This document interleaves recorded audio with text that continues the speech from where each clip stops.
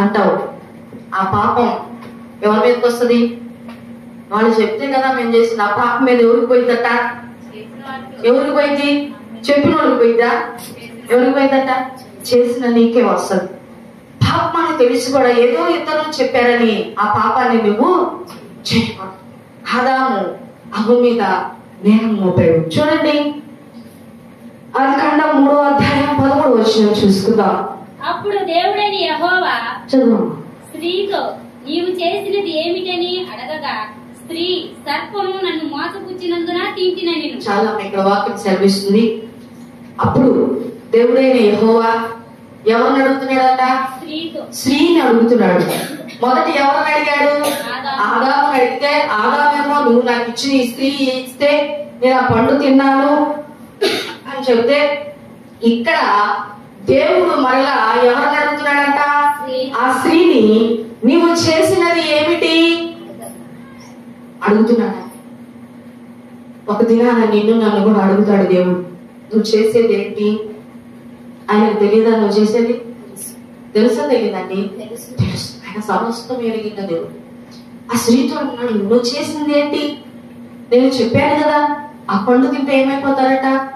నిశ్చయముగా చచ్చిపోతారని నేను చెప్పే కదా, కానీ నువ్వు చేసిన పని ఏంటి అని అడుగగా ఆ స్త్రీ ఎవరి మీద సాగు చెబుతుందట? ఎవరి మీద చెబుతుంది? ఆదామేమో అవ్వ మీద చెప్పాడు, అవ్వ మీద ఏం చెబుతుందట? సర్పము నన్ను మోసపుచ్చింది. సర్పము మోసపుచ్చింది అంటే సర్పము చెప్పగానే తినేసింది అవ్వ. తెలుసా తెలీదా ఆమెకి ఆ పండు తింటే చచ్చిపోతామని? తెలుసా తెలీదా? తెలుసు. కానీ దేవుని మాట వినిందా అంటే వినలా. ఎవరి మాట వినింది? సాతాను కూడా ఆకర్షించేశాడు అవ్వను కదా. ఎవరి మీద సాగు చెబుతుంది? ఎవరి మీద సాగు చెబుతుంది? సర్పం. ఆ సర్పం నన్ను మోసపుచ్చినందున నేను తిన్నాను. సర్పం నన్ను మోసం చేసేంత ఎందుకు ఇచ్చావు నువ్వు సర్పానికి? తిను అనగానే తినేయటమేనా? తింటే చచ్చిపోదాం అని దేవుడు చెప్పలేదా? అంటే ఏంటా కేర్లెస్?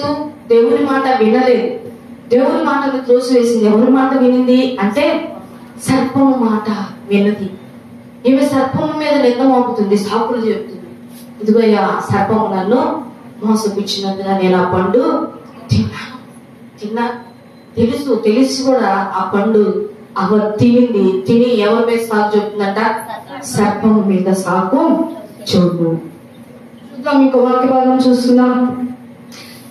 ఆదికాండము 19:18 చూస్తున్నాం.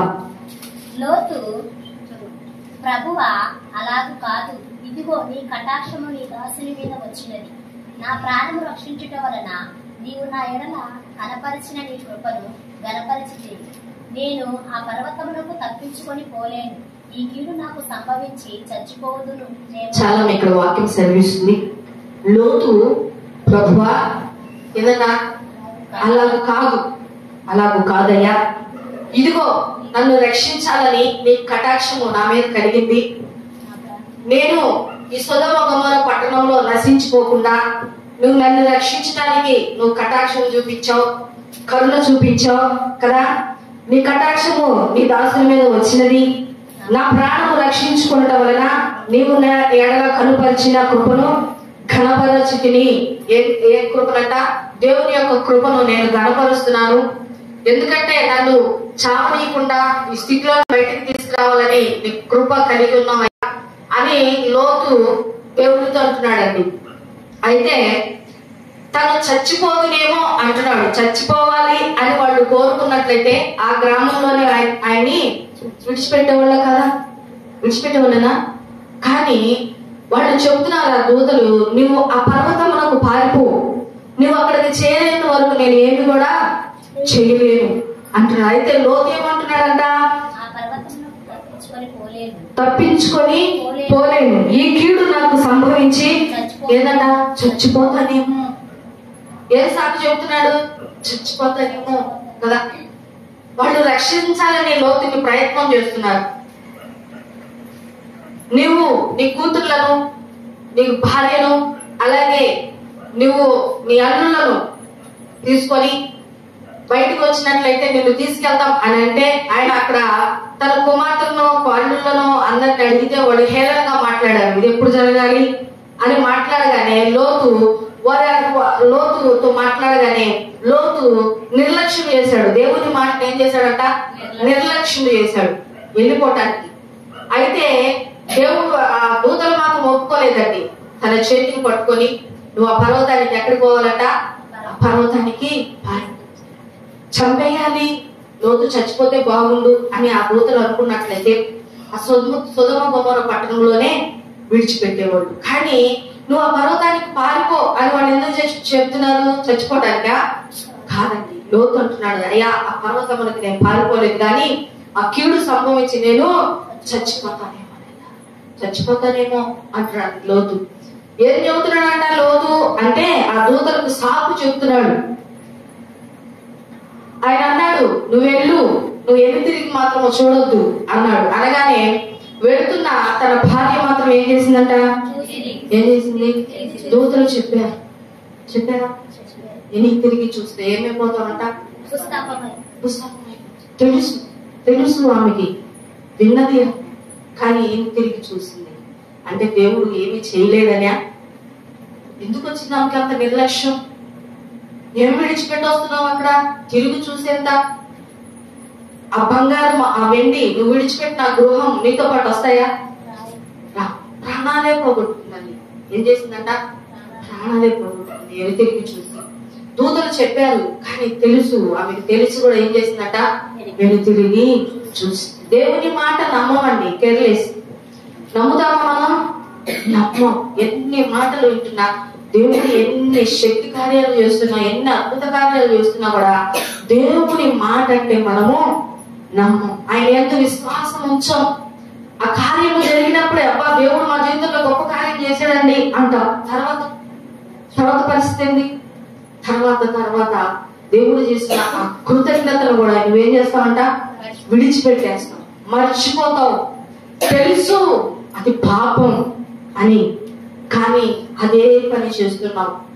ఆ సాకు ఎవరి మీద నెడుతున్నావు? అంట ఇతరులు ఏదో మాకు చెప్పారండి, మేము చేసాం. ఇతరులు ఏదో మాకు చెప్పారు. ఆదాముడు అంటున్నాడు, నువ్వు నాకు సహాయంగా ఇచ్చావే. ఆ స్త్రీ కదా, తప్పు ఎవరి మీద మోపుతున్నాడండి? తాను చేసి తప్పు అవ మీద మోపుతున్నాడు. అవ మీద మోపింది కూడా కాక మళ్ళీ ఏమంటున్నాడు? నువ్వు నాకు ఇచ్చావే అంటున్నాడు. ఎవరిని అంటున్నాడంటే ఈ మాట? ఎవరిని అంటున్నాడు? మనం ఎన్నిసార్లు అంటాము కదా, అనలేదా? మన నోటితో మనం ఎన్నిసార్లు అంటాం. కానీ ప్రియ దేవుని బిడ్డలారా, చాలా జాగ్రత్తగా మనము ఉండాలి. సాకులు చెప్పకూడదు. ఏం చెప్పకూడదంట? సాకులు చెప్పకూడదు. 6 దినాలు పని చేస్తూ 7వ దినం ఎక్కడ కనిపించాలంట? దేవుని మందిరం. 7వ దినం విశ్రాంతి దినం. అది మనం పగలు కూడుకుంటాం, సాయంత్రం కూడుకో. అంతేనా? బుధవారం ప్రార్థన, శనివారం ప్రార్థన మాత్రం ఎప్పుడు కూడుకుంటామంట? సాయంత్రం. ఎప్పుడు మన పనులన్నీ అయిపోయాక, చక్కగా స్నానం చేసి కదా, మన పనులన్నీ అయిపోయాక విశ్రాంతి తీసుకునే టైంలో 1 గంట ప్రార్థనకు వస్తాం. అంతేనా? ఈ ప్రార్థన లెక్కలోకి వచ్చిందంటే రాదు. అందుకని చర్చికి రావడం మానేస్తామా? మానేయకూడదండి. ఎక్కడికి రావాలంటే దేవుని సన్నిధిలోనికి రావాలి. ఎప్పుడు కూడుకుంటున్నామా? సాయంకాలం పూట మన పనులన్నీ అయిపోయాక దేవుని సన్నిధిలో మనం ప్రార్థనగా కూడుకుంటున్నాం. అదే ఆదివారం అయితేనో ఎప్పుడంట? పగలే కనిపించాలి నువ్వు. శనివారం అయితే పగలంతా పని చేసుకోవచ్చు, సాయంత్రానికి ప్రార్థనకి రావచ్చు. ఆదివారం మనకు కుదిరిద్దా? పగలంతా పని చేసుకొని సాయంత్రం రావడానికి ఉందా? ఏమన్నాడంట దేవుడు? 6 దినాలు చక్కగా పని చేసుకో, 7వ దినం మాత్రము నువ్వేం చేయాలంటే నీకెంతో పనన్నా ఉండని ఏం చేయాలి? విడిచిపెట్టాలి. కానీ నువ్వు ఎవరిని విడిచిపెడుతున్నావు?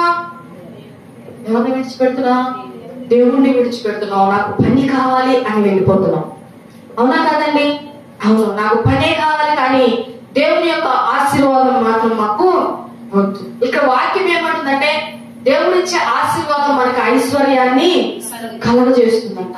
దేవుడిచ్చే ఆశీర్వాదం మనకు ఐశ్వర్యాన్ని కలగజేస్తుంది. నన్ను ఎంత కష్టపడ్డా కూడా అది వ్యర్థమే. నిశ్చయముగా నీ చేతుల కష్టార్జితాన్ని దేవుడు ఆశీర్వదిస్తేనే నువ్వు బాగుంటావు, ఆశీర్వదించబడతావు.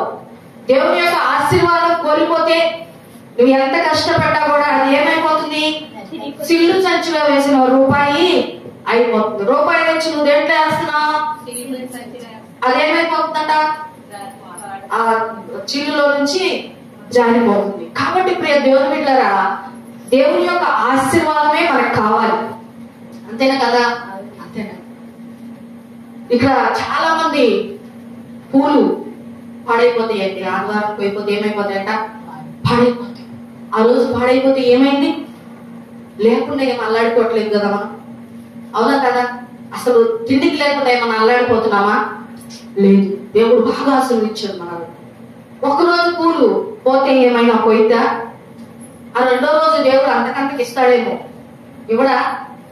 ఇస్తాడా? ఇవ్వడండి, ఇస్తాడండి. దేవుడు మన దేవుడు ఆశీర్వదించే దేవుడు. కాబట్టి ప్రియ దేవుని బిడ్డ, నువ్వు నమ్మాలి. మొదటిగా ఏం చేయాలంట? నమ్మాలి. ఆ నమ్మకమే మనలో ఉండట్లేదండి. ఆ నమ్మకం మనకి రావట్లా. ఆ విశ్వాసం అనేది దేవుడు ఈ గొప్ప కార్యం జరిగిస్తాడు అనే ఆ విశ్వాసమే మనకి రావట్లా. నువ్వు దేవుని కనుక విశ్వసించినట్లయితే, ఆయన నమ్మినట్లయితే, ఆయన గొప్ప కార్యాలు నువ్వు చూడగలుగుతావు. చూస్తావా? చూడవా? చూస్తావండి. 7వ దినం ఎక్కడ కనిపించాలంట? దేవుని సన్నిధి. నీకు ఎంత పని ఉన్నా సరే ఆ పనిని విడిచిపెట్టేసేయాలి. ఏం చేయాలంట? విడిచిపెట్టేసేయాలి. ఎక్కడికి రావాలి? దేవుని సన్నిధికి రావాలి. పండగ వస్తుంది, క్రిస్మస్ పండుగ. ఏ పండుగ అంట? ఎప్పుడు వస్తుంది? సంవత్సరానికి ఒకసారి. ఆ రోజు కనపడతారండి జనం. అబ్బో, ఇంతమంది జనం సంఘానికి వచ్చారా అనిపించింది. మిగతా రోజులు ఎందుకు కనిపించరు అంటే, సంవత్సరానికి ఒకసారి దేవుడిని సేవిస్తే సరిపోయిందా? ఆ రోజు నువ్వు వచ్చినా రాపోయినా ఒకటే, అవునా కదా? ఆ రోజు వచ్చిన నీవు మరలా ఎప్పుడు కనిపిస్తావు? 10 సంవత్సరాలు. మరి ఎన్ని ఆదివారాలు కోల్పోతున్నావు? దేవుని సన్నిధిలో ఒక దినం కోల్పోయినా 1000 దినాలు కోల్పోయినట్లయిన వాక్యం ఉంది కదా. ఎన్ని ఆదివారాలు నువ్వు కోల్పోతున్నావు? ఎన్ని విశ్రాంతి దినాలు నువ్వు కోల్పోతున్నావు? ఒకసారి ఆలోచిస్తున్నావా? పండగ వస్తే చాలు దేవుడిని స్తుతించాలి, ఆరాధించాలని వస్తావు. తర్వాత దేవుడు అవసరం లేదా? కావాలా వద్దా? కావాలండి. దేవుడు ప్రతి దినం కూడా మనకు కావాలి. ఎప్పుడెప్పుడు కావాలంట? ప్రతి దినం, ప్రతి గంట. ఆయన కృప లేకుండా, ఆయన ఆశీర్వాదం లేకుండా మనం జీవిస్తామా? ఈ దినాన్ని చూడలేక ఎంతమంది ఏమైపోయారంట? గతించిపోయారు. నువ్వు నేనైతే ఎక్కడున్నావు? దేవుని సన్నిధిలో ఉన్నాం. ఎవరి మాటలు వింటున్నా? దేవుని మాటలు వింటున్నాం. అబ్బో, ఎంత కృపో కదా. కాబట్టి ప్రియ దేవుని బిడ్డలారా, సాకులు చెప్పొద్దు. ఏం చెప్పొద్దంట? సాకులు చెప్పొద్దు. నాకు పనులున్నాయండి, నేను రాలేకపోతున్నాను అనే మాట అనొద్దు. ఆదాము చెప్పాడు, పండు తింటే నిశ్చయంగా చచ్చిపోతావని దేవుడు చెప్తే, ఆ పండు తిని చచ్చిపోతాడని తెలుసు, దేవుడు చెప్పాడు అని తెలుసు, అది పాపము అని తెలుసు, కానీ ఆ పండు తిన్నాడు. తిని మరలా అవ్వ మీద సాకులు చెబుతున్నాడు. అలాగే అవ్వేమంటుందట? సర్పము మీద సాకులు. ఇక్కడ లోతు ఎవరి మీద సాకులు చెప్తున్నాడు? నేను చచ్చిపోతానేమోనయ్యా కదా. ఆ లోతు కొరకు అబ్రహాము దేవుడిని ఎంతగానో బ్రతిమలాడాడు. 50 మంది ఉన్నారేమోనయ్యా, 45 మంది ఉన్నారేమోనయ్యా, నేను మాట్లాడటానికి తెగిస్తున్నానయ్యా, నేను నీకు మాట్లాడటానికి. ఒక 10 మంది కనిపిస్తే 10 మందిని కూడా నేను రక్షిస్తాను, ఊరు నాశనం చేయను అన్నాడు. అబ్రహాము లోతు ప్రాణం కొరకు ఎంత బ్రతిమలాడాడో, కానీ లోతు మాత్రము సాకు చెప్తున్నాడు. నేను ఆ పర్వతానికి పోలేదు, ఆ కీడు నాకు సంభవించి నేను చచ్చిపోతానేమో కదా. చచ్చిపోతానేమో. చచ్చిపోయేవాడే అయితే, చంపేసేవాడే అయితే ఆ సొదొమ గొమొర పట్టణంలోనే లోతును విడిచిపెట్టలేదండి, తీసుకొచ్చారు బయటికి. చూద్దాం, ఇంకో వాక్య భాగం చూసుకున్నాం. నిర్గమకాండం 4వ అధ్యాయం 1వ వచనం. వారు నన్ను నమ్మరు, నా మాట వినరు, యెహోవా నీకు ప్రత్యక్షము కాలేదందురు అని ఉత్తరమియ్యగా. చాలా మీకు వాక్యం సెలవిస్తుంది. ఎవరంట ఈయన అంటే? మోషే. మోషేని దేవుడు అంటున్నాడు, నువ్వు వెళ్ళు, ఐగుప్తు ప్రజలు నాకు మొరపెట్టారు, వాళ్ళు నిజముగా నాకు మొరపెట్టారు, వారి ద్వారా నేను విన్నాను. నా ప్రజలు ఐగుప్తులో ఎంతో ఇబ్బంది పడుతున్నారు, వారిని తీసుకొని రావడానికి ఎవరిని వెళ్ళమంటున్నాడంట? మోషేని కదా. అందుకు మోషే సాకు చెబుతున్నాడు దేవునితో, ఏమని? అందుకు మోషే, చిత్తగించుము, వారు నన్ను నమ్మరు, నా మాట వినరు, యెహోవా నీకు ప్రత్యక్షము కాలేదని అందరూ అని దేవుడికి ఏం చెప్తున్నాడట? సాకు చెప్తున్నాడు. దేవుడు ఏమంటున్నాడు? నువ్వు వెళ్ళు మోషే, నీకు నిశ్చయంగా నేను తోడుగా ఉంటాను, నువ్వు వెళ్ళు, నువ్వు నా ప్రజలు చాలా ఇబ్బంది పడుతున్నారు ఐగుప్తులో, వాళ్ళని తోడుకొని నువ్వు బయటికి తీసుకొని రావాలి అని ఎవరు చెబుతున్నారంట అంటే దేవుడే చెబుతున్నాడు. దేవుడు చెబుతుంటే దేవునికి సాకు చెబుతున్నాడు మోషే, అయ్యా నేను వెళ్ళలేనయ్యా, నత్తివాడిని, మాట మాంద్యం గలవాడిని, నాకు మాట స్పష్టంగా రాదు, నేను వెళ్ళి వాళ్ళతో నాకు దేవుడు ప్రత్యక్షమయ్యాడు, మిమ్మల్ని ఇక్కడి నుంచి తీసుకొని వెళ్తానన్నాడు అని చెప్తే వాడు నా మాట దేవుడే చెబుతుంటే ఎందుకు నమ్మరండి? అవునా కదా? దేవుడే చెబుతున్నాడు ఇశ్రాయేలు ప్రజలను బయటికి తీసుకురాని, కానీ మోషే మాత్రం ఏం చెబుతున్నాడంట? సాకు చెప్తున్నాడు, నేను వెళ్ళలేను, బాగా మాట్లాడే వారిని, నేర్పరిగల వారినే పంపించు, నేను వెళ్ళలేను అంటున్నాడు మోషే. అయితే చూద్దాం, నిర్గమకాండం 4వ అధ్యాయం 10వ వచనం చూస్తున్నాం. చదవమ్మా. ప్రభువా, ఇంతకు మునుపైనను నీవు దాసినితో మాట్లాడినప్పటి నుండి అయినను నేను మాట నేర్పరిని కాను, నేను నోటి మాధ్యము నాలుక మాధ్యము గలవాడినని యెహోవాతో చెప్పగా, యెహోవా మానవునకు నోరిచిన వాడు ఎవడు? మగవానే గాని, చెవిటివానే గాని, దృష్టి గలవానే గాని, గుడ్డివానే గాని, పుట్టించిన వాడెవడు? యెహోవానైనా నేనే కదా. కాబట్టి వెళ్ళుము, నేను నీ నోటికి తోడయుండి నీవు ఏమి పలుకోవలసినది నీకు బోధించదనని అతనితో చెప్పెను. సాకు చెప్తున్నాడు. అయితే దేవుడు అంటున్నాడు, అప్పుడు మోషే, ప్రభువా ఏమంటున్నాడంట? ఇంతకు మునుపైనను నీవు నీ దాసులతో మాట్లాడినప్పటి నుండి అయినను నేను మాట నేర్పరిని కాదు. ఏముందంట ఆయనకి? ఏముంది? మోషేకి నత్తుంది, నత్తిగా మాట్లాడతాడు మోషే. అయితే నేను మాట నేర్పరిని కానయ్యా, నోటి మాంద్యము గల, నాలుక మాంద్యము గలవాడనని యెహోవాతో చెప్పగా, యెహోవా ఏమంటున్నాడంట? మానవులకు నోరిచ్చింది ఎవరండి? ఎవరంట? ఎవరిచ్చారు? మనకిచ్చింది ఎవరు? మోషేకి ఇచ్చింది కూడా దేవుడే. నీకిచ్చింది, నాకిచ్చింది కూడా దేవుడే. మనకి కళ్ళు ఇచ్చాడు, కాళ్ళు ఇచ్చాడు, చేతులు ఇచ్చాడు, చక్కగా నడవగలుగుతున్నాం, చక్కగా తినగలుగుతున్నాం, అవునా? చక్కగా పనులు చేసుకోగలుగుతున్నాం. ఇదంతా కూడా ఎవరి కృప అండి? దేవుని కృప మన మీద ఉంది. ఆయన చల్లని దీవెన మన మీద ఉంది. ఆయన అంటున్నాడు, ఈయన సాగు చెప్తాయా, నేను మాట నేర్పని కాదు, నాలుగు మాంద్యం ఉంది, మాట మాంద్యం ఉంది, నువ్వు చూస్తున్నావయ్యా, నేను అంతగా మాట్లాడలేను అని మోషే సాకు చెప్తుంటే దేవుడు అంటున్నాడు, మోషే మనిషికి నోరిచ్చింది మోగవాడినే గాని, గుడ్డివాడినే గాని, కుంటివాడినే గాని వీరందరినీ పుట్టించింది ఎవరు? ఎవరట? యెహోవానైనా నేనే కదా కదా. కాబట్టి వెళ్ళుము, ఏం చేస్తాడంట? నీ నోటికి తోడయుండి నువ్వేం పలకాలి? నువ్వేం పలకాలి? అది నేనే నీకు బోధిస్తా. నువ్వు మాట్లాడాల్సినంత అవసరం లేదు. వారితో నువ్వేమి చెప్పాలో అది నేనే బోధిస్తా. కాబట్టి దేవుడు బిడ్డరా, దేవుడు ఒక పని చెబితే ఆ పని మనం ఏం చేయాలట? ఖచ్చితంగా చేయాలి. సాకులు మాత్రము చెప్పకూడదు. మోషే ఏం చెబుతున్నాడంట? సాకులు చెబుతున్నాడు. అయ్యా నేను మాట మాంద్యం గలవాడినయ్యా, నాలుగు మాంద్యం గలవాడిని, స్పష్టంగా మాట్లాడు, నేను వెళ్ళి నాకు దేవుడు కనిపించాడు, మిమ్మల్ని విడిపిస్తాడు, ఇక్కడి నుంచి తీసుకెళ్తాడు అని చెప్తేవారు నా మాట నమ్మరయ్యా అంటే దేవుడు అంటున్నాడు, ఏమంటున్నాడంట? మానవునికి నోరిచ్చింది ఎవరు? నేనే కదా. యెహోవానైనా నేనే. యెహోవా నేనే. కాబట్టి నీ నోటికి నేను తోడై ఉండి నువ్వు ఏం పలకాలో ఆ మాటలన్నీ కూడా ఎవరు పలుకుతారంట? నేను బోధిస్తాను. ఎవరు పలుకుతారంట?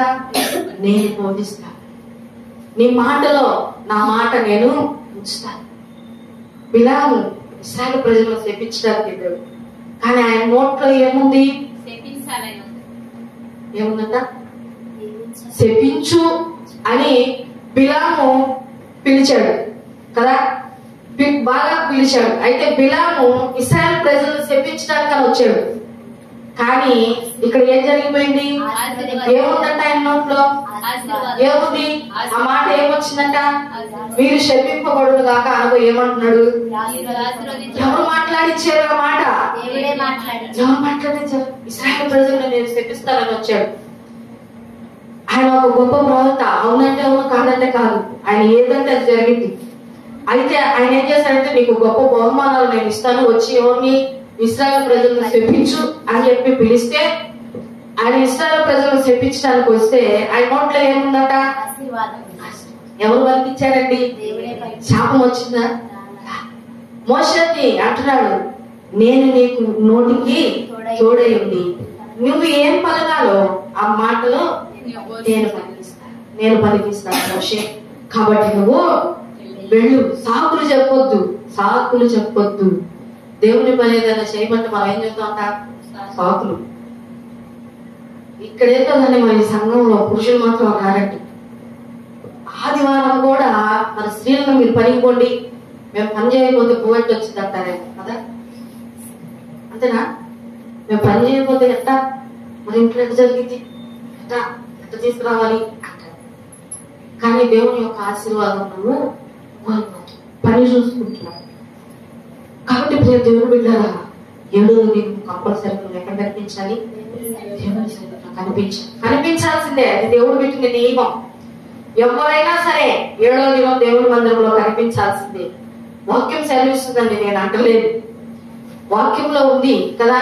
ఇక్కడ నోటికి తోడైండి నేను నీకు ఏం పలికించాలో ఆ మాట నేనే పలికిస్తాను మోషే, వెళ్ళు, సాకులు మాత్రమో చెప్పొద్దు. సాకులు చెప్పొద్దండి దేవుని సన్నిధిలో. చూద్దాం, ఇంకో వాక్య భాగం చూస్తున్నాం. నిర్గమకాండం 32వ అధ్యాయం 22వ వచనం.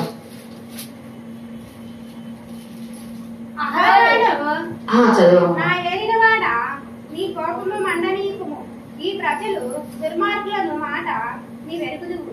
వారు మాకు ముందు నడుచుటకు ఒక దేవతను చేయుము. ఐగుప్తుల నుండి మమ్మల్ని రప్పించిన వాడకు ఈ మోషే ఏమాయనో మాకు తెలియదనిది. అందుకు నేను ఎవరి యొద్ద బంగారం ఉన్నదో వారు దానిని ఓడదీసి తేండని చెప్పి తిని, నేను దాన్ని అగ్నిలో వేయగా ఈ దూడ ఏమాయనని ప్రజలు. చాలమ్మా. దూడ ఆయను ఏమైందంట? దూడ ఆయను ఏమేశాడంట? బంగారం. ఎక్కడ వేసాడంట? అగ్నిలో వేశాడు. అగ్నిలో ఏం కాదు, దూడొచ్చుదా? రాదు. అది కరిగిపోయి దూడలాగా తయారు చేస్తుంది. చెయ్యాలి దాన్ని, అంతేనా? ఇప్పుడు మనం ఏదైనా బంగారం కొనుక్కోవాలి, ఆ డిజైన్ మనకి ఎలాగొస్తుంది? అగ్నిలో ఏం కాదు వస్తుందా? వస్తుందా? ఇక్కడ మోషే 40 రోజులు ఉపవాసం ఉండి ఎక్కడికి వెళ్ళాడంట? కొండ మీదకి వెళ్ళాడు. దేనికోసం? దేవుని యొక్క ఆత్మీయుల కోసం కొండ మీదకి వెళ్ళి, నిద్ర లేదు, ఆహారం లేదు, నీళ్లు లేవు. ఎవరి కోసం శ్రమ పడుతున్నాడు మోషే అంటే? ఎవరి కోసం? ఇశ్రాయేలు ప్రజల కోసం. అక్కడ ఆయన అంత ఇబ్బంది పడుతుంటే ఇక్కడ వీళ్ళు ఏం చేస్తున్నారంట? ఎన్ని రోజులు అయిపోయినప్పుడు మోషే ఏమైపోయాడో మాకు తెలియదు. కాబట్టి నువ్వేం చేయాలంట? మాకు ముందుగా ఉండి నడిపించాక నాయకుడు కావాలి అనగానే మరి అహరోను ఏం చెప్పాలి? మోషే వస్తాడు, కొండ మీద ఉన్నాడు, ఉపవాసం ఉన్నాడు, తిండి లేదు, నీళ్ళు లేదు, దేవుడి చాట్యాల కొరకు ఎదురు చూస్తున్నాడు. ఎంత టైం అయినా కూడా, ఎన్ని రోజులైనా కూడా మోషే తిరిగి వస్తాడు అన్న మాట చెప్పాడండి. మోషే వెంబటే ఉంటున్నాడు. మోషే ప్రజలను నడిపించేటప్పుడు ఉన్నాడు. మోషేకి బదులుగా అహరోను మాట్లాడుతున్నాడు. అవునా? ఇంత చేసి అహరోను ఏమంటున్నాడంటే, మీ దగ్గర నాకు బంగారం ఉండే ఏదన్నా తీసుకొని రండి. ఈ విషయం ఎవరికి చెబుతున్నాడు? దేవుని మోషేకి చెబుతున్నాడు. మోషే దిగొచ్చేశాడు. వీళ్ళు ఇంత కీడు చేయడానికి ఏం జరిగింది అని అహరోను అడుగుతుంటే ఆయన చెప్పే సమాధానం ఇది: మాకు ముద్దుగా ఉండి మమ్మల్ని నడిపించడానికి ఆ మోషే ఏమైపోయాడో మాకు తెలియదు, కానీ మాకు ఒక దేవతను తయారు చేయండి అనగానే నేను వాళ్ళ దగ్గర ఉన్న ఆ బంగారం తీసుకొచ్చి నాకు ఇగా నేను ఎక్కడ వేసానట? అగ్నిలో వేసాను. అదేమైపోయిందట? దూడైపోయింది. సాకు చూడండి ఎంత బాగా చెబుతున్నాను కదా. అగ్నిలో బంగారం వేస్తే దూడైపోయిందండి. దాన్ని తయారు చేయాలి, చెక్కాలి కదా. దాన్ని ఆ దూడ రూపంలో రావడానికి ఎంతో ప్రయత్నం చేయాలి. అగ్నిలో వేయగానే దూడ వచ్చింది అని చెబుతున్నాడండి అహరోను. చూడండి, మాకు ముందుగా ఉండే దేవతలు కావాలి అనగానే మీ దగ్గర ఉన్న బంగారం తీసుకొని ఎందుకంటే అంత పాపం చేశాడు? తెలియదు ఆయనకు పాపం అని తెలుసు. మళ్ళీ అంటున్నాడు, ఈ ప్రజలు ఎంత దుర్మార్గులో నీకు తెలుసు కదా అంటున్నాడు. ఏంటంట? ఈ ప్రజలు ఎంత దుర్మార్గులో నువ్వు మొదటి నుంచి చూస్తానే ఉన్నావు, నీకు తెలుసు. అందుకనే వాటిని మీ చెవులుకున్న బంగారాలు మీ దగ్గర ఉన్న బంగారంతో తీసుకురండి. వాళ్ళు తెచ్చి ఇక నేనేం చేశానట? అగ్నిలో వేసాను, అది దూడైంది అని చెబుతున్నాడండి. సాకా కాదా? సాకు చెప్పాడా లేదా? సాకి. ఏమనాలి? మోషే కొండ మీదకి వెళ్ళాడు. ఎవరి కోసం వెళ్ళాడు? మన కోసం. దేవుడిచ్చే ఆ మాటల కొరకు వెళ్ళాడు. తనకి ఆహారం లేదు, నీళ్ళు లేదు, ఉపవాసం ఉంటున్నాడు. మరి ఎన్ని దినాలైనా సరే మోషే తిరిగి వస్తాడు అన్న సమాధానం చెప్పలేదు. కానీ అహరోను అంటున్నాడు, ఈ ప్రజల యొక్క దుర్మార్గులో నీకు తెలుసుగా అంటున్నాడు లేదండి? అన్నాడా లేదా? చూడండి,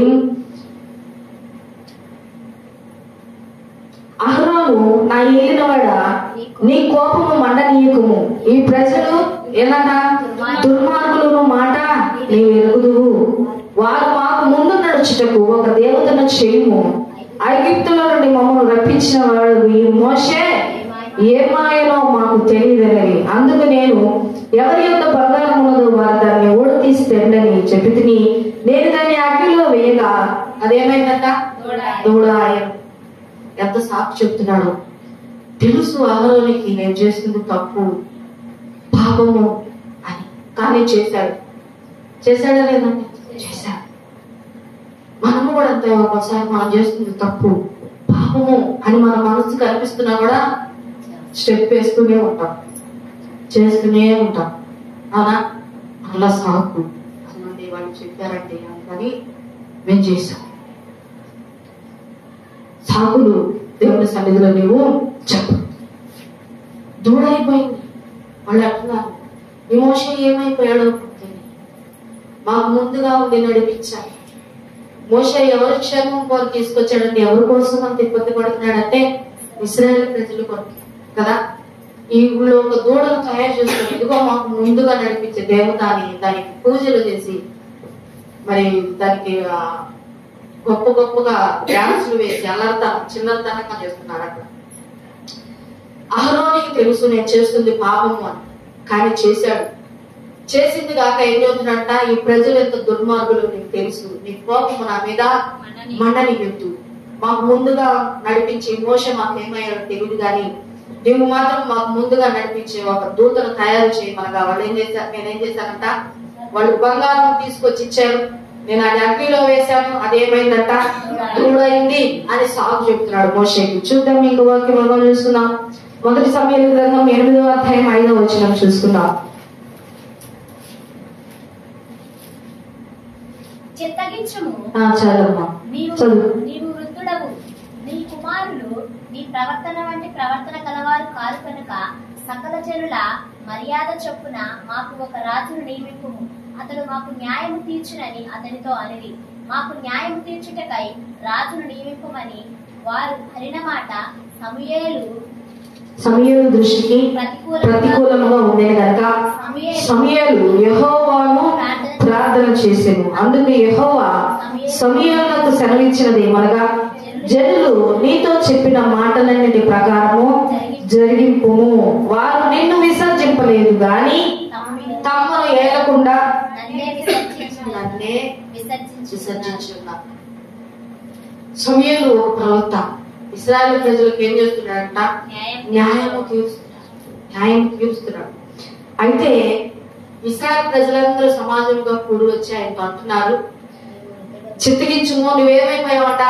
వృద్ధుడవు, నీ ప్రవర్తన వంటి ప్రవర్తన గలవారు ఇంకెవరైనా ఉన్నారా? గలవారు కారు గనుక సకల జనుల మర్యాద చొప్పున మాకు ఎవరు కావాలట? ఒక రాజు కావాలి, ఒక రాజు కావాలి, మాకు ఒక రాజుని నియమించు అని సమూయేలు ప్రవక్తతో చెబుతున్నారండి. ఎవరంటే ఇశ్రాయేలు ప్రజలందరూ సమాజంగా కూడొచ్చి, నువ్వేమైపోయావంట?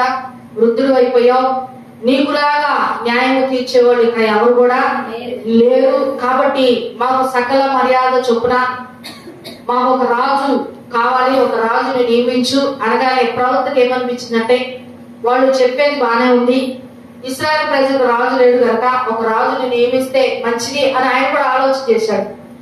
అయితే ఎక్కడ మొదలు పెడుతున్నాడంట? దేవుని సన్నిధిలో. అయా, ఇశ్రాయేలు ప్రజలకు ఒక రాజు కావాలంట అని ఎక్కడ మొదలు పెడుతున్నాడు?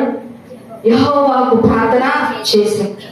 అందుకు యెహోవా సమూయేలుకు సెలవిచ్చినదేమనగా, జనులు నీతో చెప్పిన మాటలన్నింటి ప్రకారము జరిగించు. ఏం చెప్తున్నాడంట? దేవుడు ప్రార్థన చేశాడు సమూయేలు. అయితే దేవుడు ఏమంటున్నాడంటే, వాళ్ళు చెప్పినట్లుగానే నువ్వు ఒక రాజుని నియమించు అని దేవుడు చెబుతున్నాడు కదా. అయితే వారు నిన్ను విసర్జించలేదు, కానీ వాళ్ళని ఏలకుండా ఎవరిని విసర్జించారంట? నన్నే విసర్జించారు. చూడండి ఆయన మాట్లాడే మాట కదా. అంటే సమూయేలు ప్రవక్త చక్కగా న్యాయము తీరుస్తున్నాడు. ఆయన ఒక ప్రవక్త. అయితే ఇశ్రాయేలు ప్రజలకి, నువ్వు వృద్ధులు అయిపోయావు కదా, నువ్వు ఇక మాకు అక్కర్లేదు, నీ ప్రవర్తన వంటి వారు ఎవరైనా ఉన్నారంటే ఎవరు కూడా లేదు, కాబట్టి మాకు సకల మర్యాద చొప్పున ఒక రాజు మాకు కావాలి అని అడిగారు. సమూయేలు ప్రవక్త దేవుని సన్నిధిలో ప్రార్థన చేయగా, వాళ్ళు చెప్పినట్లే నువ్వు చేయి, వాళ్ళు నిన్నే కాదు లేదట నన్ను కూడా, వాళ్ళని ఏదో నీకుండా నన్ను కూడా వారు విసర్జించారు. సమూయేలు చక్కగా న్యాయం తీరుస్తున్నాడు. అయినా కూడా వాళ్ళు దేవుడు కావాలంట, రాజు కావాలంట, ఒక రాజు కావాలి. అయినా కూడా ఆయన బాధపడలేదు. ప్రవక్త ఆయన, నేను మీ అందరికి న్యాయం తీరుస్తున్నా కదా అని అనలేదు, కానీ ఆయన కూడా వాళ్ళు చెప్పిన మాట ఎలా అనిపించిందంట, మంచిగానే ఉంది అని ఆలోచన చేశాడు. ఆయన కూడా అయితే దేవుని సన్నిధిలో ప్రార్థన చేశాడు. ప్రార్థన చేయకుండా సమూయేలు ఏ పని కూడా చేయడు. ఇశ్రాయేలు ప్రజలకు సాగు, మాకు నువ్వు వద్దు, ఏమైపోయావు? ముసలుడు అయిపోతే ఏమైంది? న్యాయం తీర్చకూడదా? తీర్చొచ్చా లేదా? ముసలివాడు అయిపోయావు కాబట్టి నువ్వు మాకు ఒక రాజుని తీసుకురా.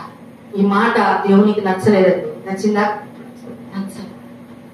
ఆయన ఏమంటున్నాడంటే, వాళ్ళు నిన్నే కాదు, వాళ్ళని నీకుండా ఎవరిని విసర్జించారంట? నన్నే విసర్జించారు. దేవుడు పని చేయడానికి మనం సాకులు చెప్పకూడదండి. చెప్పొచ్చా? చెప్పకూడదు. సావుకుడు ఏదైనా పని చెయ్యి అన్నప్పుడు ఆ పనిని మనం నిర్లక్ష్యము చేయకూడదు. దేవుడు సేవకుడి ద్వారా పలికించిన ఆ మాట నువ్వేం చేయాలట? సేవకుడికి లోబడాలి. వాక్యంలో ఉంది, ఉందా లేదా? ఉన్నది. ఆయన చెప్పినట్లుగా మీరు చేయాలి. అంతేగాని సాకులు చెప్పొద్దు. వాళ్ళు ఎవరో చెప్పారండి, ఇదిగో మేము చేసాం, ఇదిగోండి వాళ్ళు పక్కన మీద కొట్టమన్నారు, మేము కొట్టాం, ఎవరి మీదకి నేడతాం, ఇదిగోండి వాళ్ళు అందరం ఏమన్నారు, మేము వేయించాం. కొంతమంది అంటారు, అమ్మా పాత్రను వస్తున్నాం కదా, ఎందుకమ్మా మా పిల్లడికి అర్థం వేయించాం అంటే, నేను కాదండి మా అత్త. ఏంటంట? అది చేస్తే తప్పని నీకు తెలుసు, పాపమని తెలుసు, దేవుని శిక్ష వస్తుందని తెలుసు, కానీ ఎవరి మీదకి నేడతావు ఆ సాకు? ఏ మీ అత్తకి నువ్వు చెప్పలేవా? ఇలా చేస్తే మన మీదకి ఏమొస్తుంది? శాపం వస్తుంది, అలా పనులు మనము చేయకూడదని నువ్వెందుకు చెప్పలేకపోతున్నావు? మొత్తండి ఆ మాట వినకపోతే ఏమైంది అంటాం. ఇంటికి పెద్దదండి, ఆమె చేసిందండి అంటాం. సాగదండి, సాగేనా? నీకు తెలియదు అది పాపమని, నీకు తెలియదు అది తప్పని, కానీ చేస్తావు. చేసి ఆ ఎంత ఎవరి మీద ఉంటావు? అదిగో వాళ్ళే చేయమన్నాడు, వాళ్ళే చేయమన్నాడు. ఆదాము కూడా ఏం చెప్పాడంట? అవ్వయ్యా నువ్వు ఇచ్చావుగా నాకు ఉంటాను. అంటే దేవుడు ఒక స్త్రీని ఇచ్చి తప్పు చేశాడా అంటే చేయలేదు. దేవుడు దేని కోసం చేశాడు? మేలు కోసం చేశాడు. దానిలో నువ్వేమెత్తుకుంటున్నావు? కీడెత్తుకుంటున్నావు. దేవుడు మేలు చేయాలని చూస్తుంటే నువ్వేమెత్తుకుంటున్నావు అంట? కీడెత్తుకుంటున్నావు. మేలు చేసే దేవుడు అండి, కీడు చేసే దేవుడు మాత్రము కాదు. సాకులు చెప్పొద్దు. దేవుని మందిరానికి రాండమ్మా అంటే లేదండి నాకు ఇలా పనుంది అనే మాట అనొద్దు. ఎక్కడ కనిపించాలంట? దేవుని సన్నిధిలో కనిపించాలి.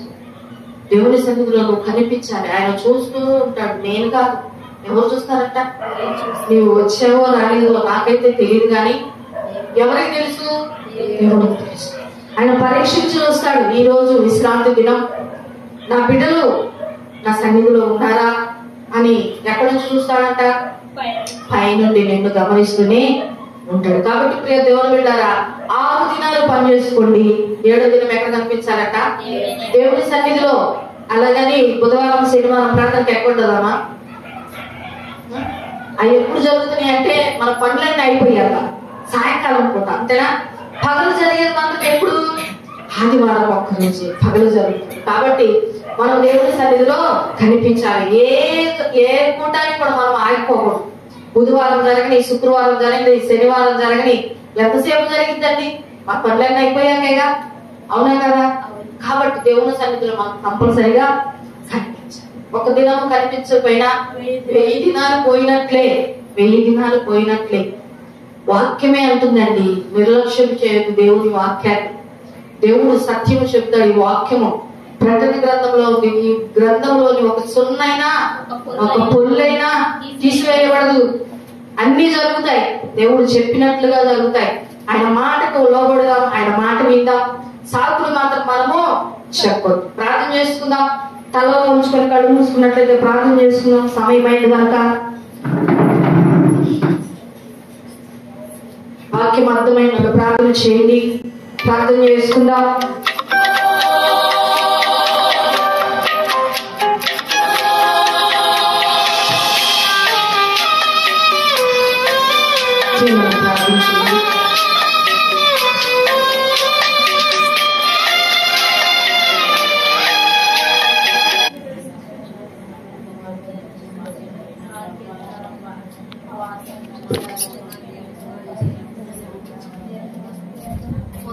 ప్రార్థించండి.